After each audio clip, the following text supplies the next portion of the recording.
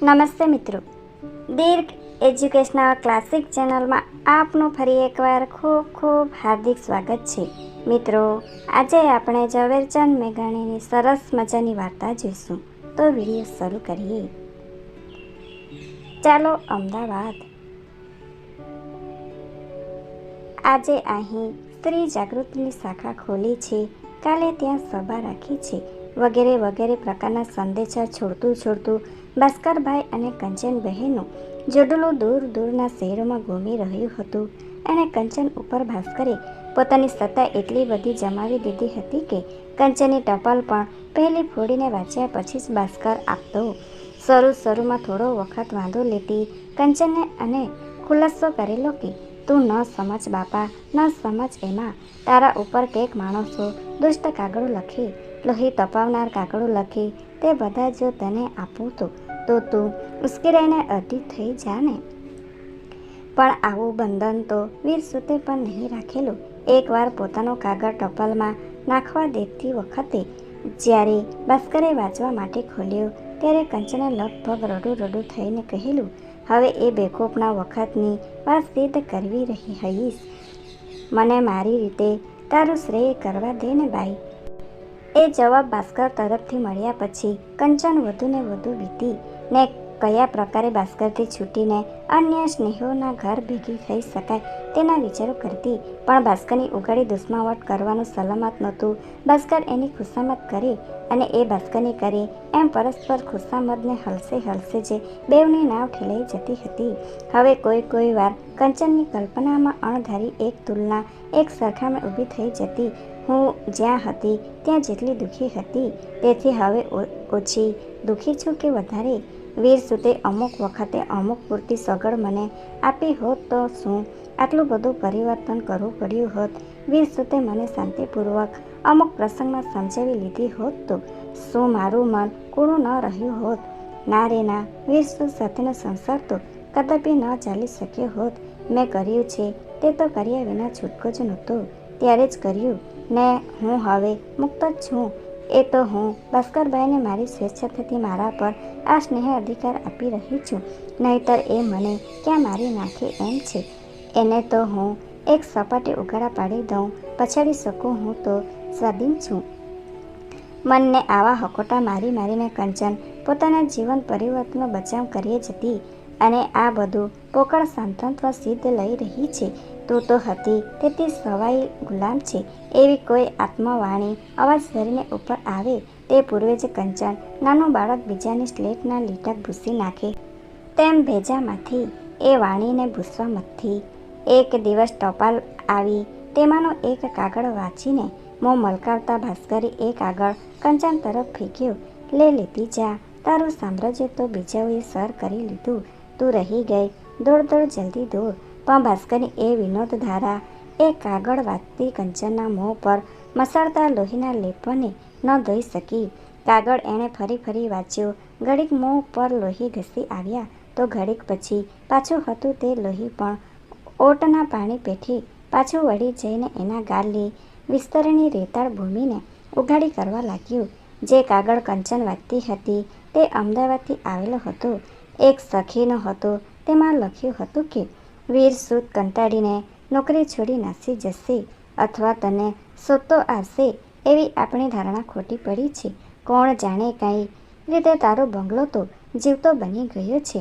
તારા ઘરની પાસે ફરવા જતા અમે ત્યાં બે ડોસાઓને બેઠા જોગનમાં તડકા મારતા જોઈએ છીએ. એક મોટી ઉંમરનો છોકરો એક નાની છોકરીને રમાડ્યા કરે છે ને બે તો જુવાન બૈરાઓ ત્યાં નજરે પડે છે. એમને બેવને સાથે લઈને વીર સુતને કાંકરિયા તળાવે મોટરમાં આવેલો પણ અમે જોયો હતો.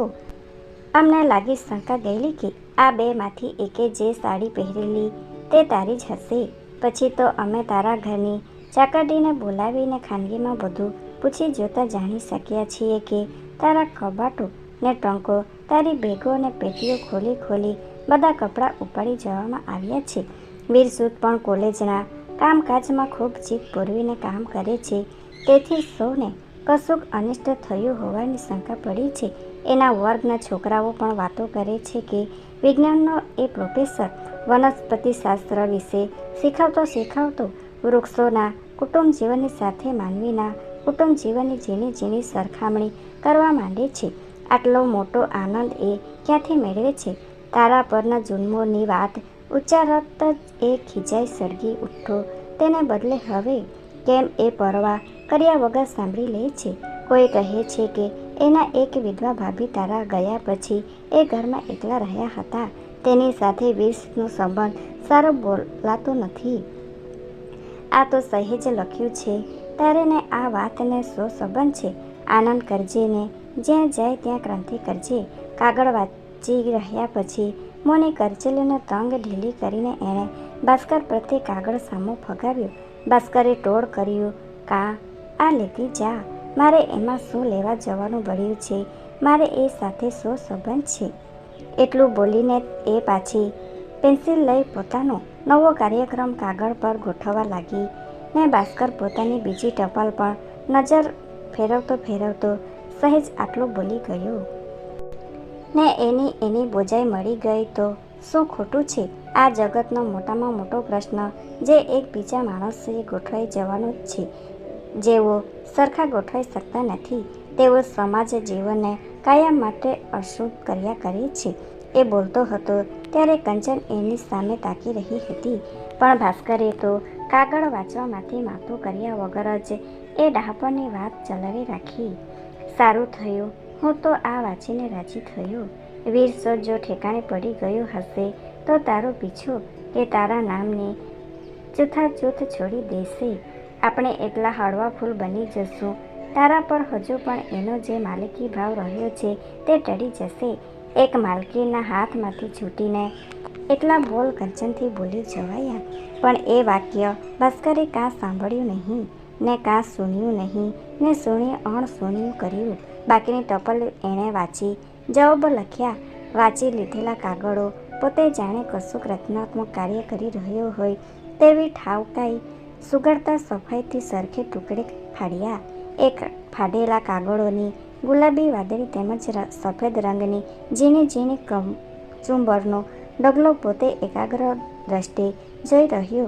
અને તે દિવસે જેમની સાથે વાતચીતો કરવાનો પ્રસંગ આવ્યો તે બધાને એણે જાણે કે અજાણી બીજી ભિન્ન ભિન્ન વાતોમાંથી એક જ વાત પર લીધા કે ભાઈ જીવનમાં મોટામાં મોટો પ્રશ્ન ગોઠવાઈ જવાનો છે ને જીવન જો કોઈ રોરવ નરક હોય તો તે ગોઠવાઈ ગયા હોવાથી ભ્રાંતિમાં પડીએ વણ ગોઠવાયેલી દશાની બેહાલી ભોગવી જવામાં છે. એકલા પડ્યા પછી ભાસ્કરને કંચને કહ્યું, તમે કેમ મને દરેક માણસ સાથેની વાતોમાં એના એ જ ટોણા માર્યા કરો છો? મારે એ બાબત સાથે શો સંબંધ છે? મારે ને એ બંગલાને શું? મેં ક્યારે ટોણા માર્યા? ને તું પણ કેમ વારંવાર એનું એ પોપટ વાક્ય પડ્યા કરે છે? હું ક્યારે પડી? મારો એવો કયો સંબંધ? જોજો બોલી કે નહીં? કંચને તે જ વખતે તો બહુ ચીડ ચડી, પણ પછી પોતાને ઊંઘ નહોતી આવતી ત્યારે પેલું ભાન એ થયું કે પોતે જે સંબંધમાંથી મુક્તિ મળી ગઈ માને છે તે સંબંધ જાણે કે એના પગમાં વેલો બનીને અટવાતો થયો છે. રાતે એની આંખો મળી આવી ત્યારે એને એવું સ્વપ્ન આવ્યું કે પોતે પોતાની જેઠાણી બદરાનું ખૂન કરીને ભાગી રહી છે ને પાછળ એ આખો બંગલો પોતાના બે હાથ લાંબા કરી હાથમાં ફાંસીની ગાડીઓ લઈ એની પાછળ દોડી રહ્યો છે. આપણે અમદાવાદ બેસીને જ કેમ કામ ન કરીએ? કંચને વળતા દિવસથી વાત લીધો. ત્યાં કામ કરવાની અનુકૂળતાઓ કેટલી છે. ત્યાં રહીએ તો કોઈ કશી નબળી સબળી વાતો ન કરી શકે. ત્યાં રહીએ તો ભાસ્કરભાઈ તમે પણ મને એકને જ સંભાળવાને બદલે બીજા અનેક કામો સંભાળી શકો. તારી તો વાતો જ નાદાની ભરી છે. ભાસ્કરે કંચને એક ઝટકે ખતમ કરવા ઈચ્છ્યું. પોતાના ગામમાં તું તારી છાતી પર આ આખી કર્મકથાઓ ભાર લઈ શું કામ કરવાની હતી? ને એ જ બાબતો, એ જ બંગલો, એ જ બધા સાથે મારે કશો સંબંધ નથી. કંચને ઝટ કહી દીધું. ત્યારે આપણે અહીં બહાર ગામ શું દુઃખ છે? દુઃખ હતું વીરસુ તરફથી માસિક રૂપિયા અનિયમિત મળતા હોવાનું. તે પણ હવે તો ટળ્યું છે. છેલ્લા 3 માસથી તો દર મહિનાની બરાબર 10મીએ મની ઓર્ડર આવીને પડે છે. એ વાત સાથે આપણે પૂરો સંબંધ છે. એના પૈસા મળે એવો કોટ માફક તને કરાવી દીધું તો જ આ મુસાફરીઓ થાય છે ને, આ સાડીઓ પહેરાય છે. કંચન સામો જવાબ ન વાળી શકી કે તારા મુસાફરી ખર્ચો પણ તેમાંથી જ ઉપડે છે. પણ કંચનને પહેલી જ વાર આટલું ભાન થયું કે વીરસુદના મની ઓર્ડરથી અનિયમિતતાને એકાએક મટી જવાનું કશુંક કારણ અમદાવાદના એ બંગલામાં બન્યું હોવું જોઈએ. તે સાથે બીજું પણ એક ભાન ઉપડ્યું હતું કે પોતાની આજીવિકા પોતે હજુ રડી લેતી નથી થઈ. ત્રીજું ભાન એ થયું કે પોતાનો રક્ષણહાર ભાસ્કર પણ બરફ જેવી જીવડો જ બનીને પડ્યો છે. ચાલો આપણે એકવાર અમદાવાદ જઈ આવીએ. કંચને વારંવાર વાત મૂકવા માંડી ને દરેક વખતે ભાસ્કર તું નાદાની કાં કરે છે એ જ બોલવા લાગ્યો. એકવાર તો એણે કહ્યું તારા કાકા પાસે આટો જઈ આવ. જા, હું આડો નહીં પડું. કાકા પાસે જવાની એ ઝંખના આટલા મહિના સુધી રોજે રોજ ભાસ્કરના શબ્દોમાં ચાંભા ખાઈને લોહી લોહાણ પડી હતી. એ ઝંખનાને આજે ભાસ્કરની રજા મળવાની સાથે જ અવસાન મળ્યું. હવે આફ્રિકા નથી જવું, હવે તો જવું છે અમદાવાદ. ચાલો અમદાવાદની આ મોપાટ ભાસ્કરને અસહ્ય થઈ પડી. ચાલો અમદાવાદનો નાદ શા કારણે ઉપડ્યો હતો તે એને સમજાયું. ભાસ્કરે પોતાની ભૂલ માલુમ પડી. કંચનની ટપાલ ઉપર ચોકી રાખનાર ભાસ્કરે એક ગલફનું ગથલિયું ખાધું. એણે કંચને જે કાગળ નહોતો દેવો જોઈતો તે વાંચવા દીધો. કંચને અમદાવાદ જવાની ધૂન પોતાના કપડાં લત્તાને દર દાગીના હાથ કરવાની છે એટલું જ પોતે સમજી શક્યો. પોતાની શિરે જે એ કામનો બોજો આવી પડ્યો કંચન નહોતી સ્પષ્ટ કરી છતાં સ્વયં સ્પષ્ટ એ બાબત હતી. અમદાવાદ જતી ટ્રેનમાં બેઠા એણે કંચને કહ્યું તું ભલેને છુપાવે પણ તારો જીવ એ ટ્રંકો કબાટો પર ગયો છે. પણ જોઈ લેજે ભાસ્કર એ તારા લુંગડાને ઘરેણાં તને જોતામાં અપાવે છે કે નહીં. માત્ર હું કહું તેમ કરતી આવજે. મારી બાજી બગાડતી નહીં બાપુ. કશો જવ વાળ્યા વગર ઉઠીને કંચન કમ્પાર્ટમેન્ટની બંધ બારીઓ ઉગાડવા લાગી. એના શરીરમાં સ્પષ્ટ અકળામણ હતી. પણ આ તો શિયાળાનો પવન સૂસવે છે, તું બારી ઉગાડે છે શા માટે? ભાસ્કરે પોતાના મોં આડા હાથ દઈ પવનને રોકતા ચીડ બતાવી. મને ગરમી થાય છે. રેલવેના બીજા મુસાફરો આ ઉતરતા પોષ મહિનાની ટાઢમાં ગરમી અનુભવતી સ્ત્રીને કૌતુકભર જોઈ રહ્યા. કંચન બારી ઉપર જ ઊભી થઈ રહી. કમ ભાગ્યે ઘઉંના લીલા મોલ મોટા થઈ ગયા હતા ને તેના ક્યારામાં જબર સારસ પક્ષીઓની જોડીઓ ફરતી ચડતી હતી. કંચનની એ વખતની મનોદશાને માટે આ દ્રશ્ય અનુકૂળ નહોતા. મને તો આશ્ચર્ય થાય છે કે કંચન, ભાસ્કર ધીમે અવાજે કહેવા લાગ્યો, કે તારો જીવ એ જૂના સંસારની સાડીઓમાં ને દર દાગીનામાં કેમ પોરવાઈ રહ્યો છે? હજુ તો કાલે જ તું સ્ત્રીઓમાં ભાષણ કરતી હતી કે સ્ત્રી જાતિની ગુલામ બુદ્ધિનું કારણ જ આ ઘરેણાં અને લુંગડાની લાલસા છે. ભાસ્કર કશો જવાબ ન મેળવી શક્યો. કંચન જેવી સીતા ને પ્રવણવંત સ્ત્રી ઘરેણાં લુંગડામાં મોવાઈ રહે એ એનું આશ્ચર્ય જૂઠું જ હતું. એ કંચનને ખબર હતી. શણગાર કરીને સાથે બેસતી કંચન ભાસ્કરને ગમતી હતી ને જુઓ આ કેવી લાગે છે એમ પોતે પૂછતી. તે ભાસ્કરને બહુ ગમતું નહોતું ગમતું ફક્ત ત્યારે જ કે જ્યારે કંચન શણગારો કરીને બીજા કોઈ લોકો જોડે ફરવા નીકળતી ત્યારે ભાસ્કર બોલી ઉઠતો કે આ વધુ પડતા ઠામ માઠ લોકોની નજરમાં કૂદતા હશે હું જ કંચન. પણ ભાસ્કરને ખબર હતી કે સ્વભાવમાં પોણા ભાગના લોકો કંચનની વેશભૂષણની છટા પર જ લટ્ટુ થઈને આવતા હતા.